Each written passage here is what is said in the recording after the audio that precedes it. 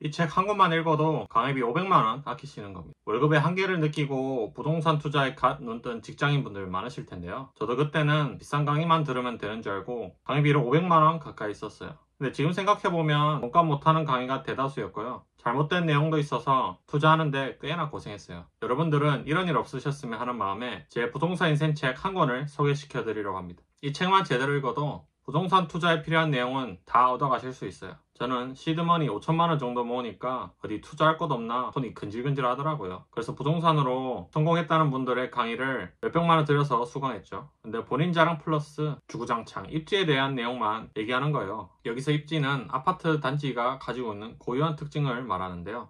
물론 부동산 투자할 때 입지 중요하죠. 왜냐면 어떤 입지의 아파트를 사느냐에 따라서 집값 상승폭이 다르기 때문이에요. 근데 여러분과 같이 부동산 투자 경험이 없고 이제 시작하시는 분들은요, 이런 입지보다 먼저 배워야 할 게 있어요. 사실 이게 입지보다 훨씬 중요하기 때문이죠. 그건 바로 투자 타이밍을 잡는 방법이에요. 근데 이거에 대해서 자세히 알려주는 강의가 잘 없더라고요. 근데 이 책은 다릅니다. 바로 전세가를 알면 부동산 투자가 보인다 라는 책인데요. 여기서는 이렇게 말하고 있어요. 사람들은 집을 살 때 어느 지역과 어느 아파트를 사야 하냐고 물어봅니다. 저는 시기를 보는 것이 가장 중요하다고 말씀드립니다. 2007년쯤 서울 수도권에서 아파트를 산 사람은 거의 7, 8년간 암울한 시기를 경험하셨을 겁니다. 이때는 어떤 좋은 아파트를 가지고 있어도 마찬가지였을 겁니다. 강남에 인기 있는 아파트도 마찬가지고 경기도의 아파트도 역시 상황은 같을 겁니다. 시기적인 선택을 잘못한 것은 부동산 투자에서 최악의 선택입니다. 놀라셨을 수도 있을 것 같아요. 왜냐면 사람들이 그렇게 강남불패라고 하잖아요. 근데 그 대단한 강남도 마찬가지라고 하니까요. 실제로 그런지 알아볼까요? 이 그래프는 서울 강남구에 대한 부동산 그래프인데요. 위에가 매매 전세 평당 가격에 대한 그래프이고요. 밑에는 증가 감소에 대한 막대 그래프예요. 빨간색 막대기가 있으면 해당 월에는 증가한 거고요. 회색 막대기가 있으면 감소한 거랍니다. 어떤가요? 아무리 우리나라에서 입지 제일 좋은 강남이라고 해도요, 계속 증가만 했을까요? 절대 아닙니다. 회색 그래프도 많이 보여요. 물론 지금 그래프가 대부분 상승장 구간이라 크게 못 느껴질 수도 있어요. 2014년부터 21년까지는 상승장이었기 때문에 회색이 조금 보일 수도 있다는 거죠. 근데 하락장이었던 2007년부터 2013년까지만 보면 상승보다 오히려 하락했던 달이 훨씬 더 많아요. 여러분들이 만약 투자를 상승장이 아닌 이런 하락장에서 했다면 감당할 수 있었을까요? 그것도 투자 경험 1도 없는 초보자가 말이에요. 아마 실컷하고 몇천 손해보면서 바로 팔았을 겁니다. 그런 다음 부동산 투자에는 발도 안 들였을 겁니다. 그 이후로. 이처럼 부동산 투자를 처음 하시는 분들은 성공하는 경험이 무엇보다 중요한데요. 제 아무리 입지가 좋다고 하더라도 타이밍이 안 좋으면 성공할 수 있을까요? 절대 아니라는 거 앞에 그래프만 봐도 알 수 있죠. 그래서 부동산 투자에 있어서 입지보다 더 우선적으로 생각해야 하는 게 바로 이 시기예요. 어떤 타이밍에 투자하느냐에 따라서 제 아무리 입지 깡패인 강남의 아파트를 사더라도 몇 년간 하락을 맛볼 수밖에 없어요. 근데 이 책을 보면 언제 부동산 투자를 하면 좋은지 그걸 알 수 있다는 거예요. 강의로 최소 몇십만 원에서 몇백만 원까지 드리거든요. 근데 그 아무리 비싼 강의에도 이런 내용에 대해서 자세히 설명해 주지 않아요. 근데 단 2만 원이 채 안 되는 돈으로 이런 내용을 알 수 있다? 이게 얼마나 극강의 효율입니까, 진짜.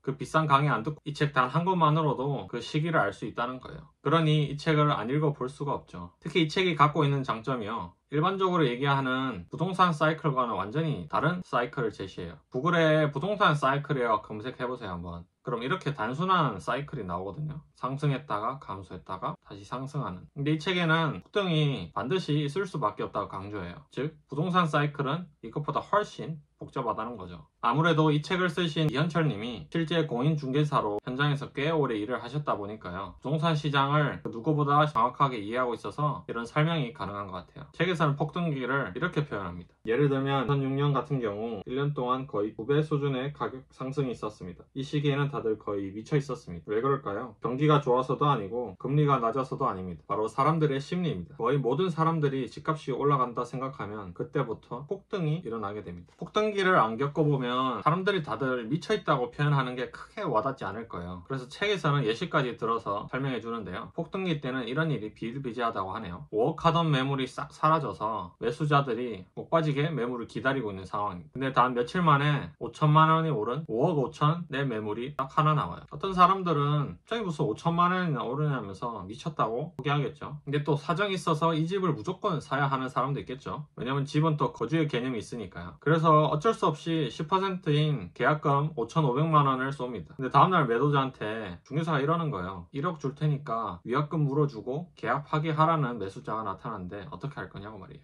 매도자는 이 계약을 깨면 위약금을 물어줘야 되거든요. 근데 그것까지 보상해주는 매수자가 나타났으니 매도자 입장에서는 4,500만 원 이득인 거죠. 그래서 6억에 부동산 계약을 진행해요. 이처럼 단 며칠 만에 5천 오르는 것도 모자라서 1억에 계약되는 상황이 간간히 발생하다 보니까요. 사람들이 미치지 않고서는 못 빼기는 겁니다. 계약금 10% 날려도 이처럼 갑자기 1억 올리는 미친 매수자가 나타날 수 있으니까요. 이처럼 사람들이 매물 하나 얻으려고 미친 듯이 달려드는 이유가 뭘까요? 책에서는 이렇게 설명합니다. 그것은 상승 안정기를 거치면서 집값 상승의 분위기가 전반적으로 퍼지게 되기 때문입니다. 상승 안정기 동안에는 꾸준히 지속적인 상승이 이루어지기 때문에 이 시기에 투자한 분들은 대부분 이익을 거두게 됩니다. 이러한 상황이 지속되면 거의 모든 사람이 이제는 떨어지지 않겠구나 하는 생각을 갖게 됩니다. 이처럼 그 당시에 현장에 있지 않으면 알 수 없는 얘기까지도 알 수 있는 것이 바로 이 책이에요. 그리고 이 책에 또 다른 강점이 있는데요. 단순히 결과론적인 내용만 서술하는 게 아니라요. 집값이 왜 변할 수밖에 없는지 그 이유를 함께 설명해줘요. 이게 왜 강점이냐면 보통 다른 강의나 책에서는 그 과거에 대한 어떤 결과만 그냥 얘기하거든요. 왜 그렇게 된지에 대해서는 자세하게 설명해주지 않아요. 왜냐면 모르기 때문이죠. 뭐 때문에 그렇게 되는지는 모르겠지만 그냥 그러니까 알고 있어 라는 식이 대부분이에요.